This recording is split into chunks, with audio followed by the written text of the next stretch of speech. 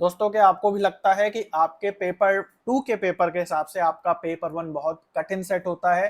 तो इस वीडियो में हम जानते हैं कि क्या जो हमारा पेपर 2 है उसके हिसाब से हमारा पेपर 1 सरल या इजी हो सकता है।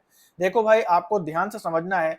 काफी बच्चों को एक गलतफहमी हो जाती है कि हमारा जो पेपर 2 है उसके अकॉर्डिंग हमारे पेपर 1 का सिलेबस बिल्कुल अलग है, जबकि सच में ऐसा नहीं है।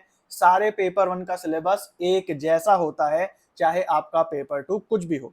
आइए प्रूफ के साथ आपको मैं इस बात को समझाता हूं। देखो भाई, ये 2025 के एग्जाम का शेड्यूल है, जिसमें अगर आप देखें तो यहाँ 27 जून में 2 शिफ्ट में एग्जाम होना है। तो यहाँ पे हम देख सकते हैं कि यहाँ पे एक है हमारा पहले शिफ्ट में कॉमर्स का एग्जाम और दूसरी शिफ्ट में है इंग्लिश का एग्जाम।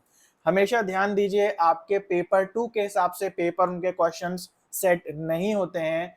किसी दिन में कितनी शिफ्ट में पेपर होगा उससे पेपर 1 के क्वेश्चंस सेट होते हैं। जैसे फॉर एग्जांपल मान लीजिए यहाँ 27 जून को जो पेपर हो रहा है, इसमें 2 प्रकार के पेपर 1 के सेट बनेंगे।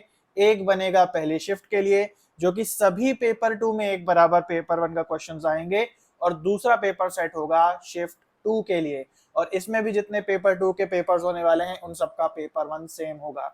जैसे फॉर एग्जांपल मान लीजिए आपका कॉमर्स का एग्जाम है और आप सोच सकते हैं यार कॉमर्स तो टफ होता है, उस हिसाब से हमारे पेपर के क्वेश्चंस भी टफ बनते हैं। जबकि सच्चाई ये नहीं है, क्योंकि जो पेपर कॉमर्स में आएगा वही लिंग्विस्टिक्स में भी आएगा, वही एंथ्रोपोलॉजी में भी आएगा, और ठीक उसी तरीके से सेकंड शिफ्ट में जो पेपर 1 का इंग्लिश के लिए सेट होगा वही योगा के लिए भी सेट होगा, वही Hindu studies and all other exams के जो पेपर 2 हैं उनके लिए सेट होगा।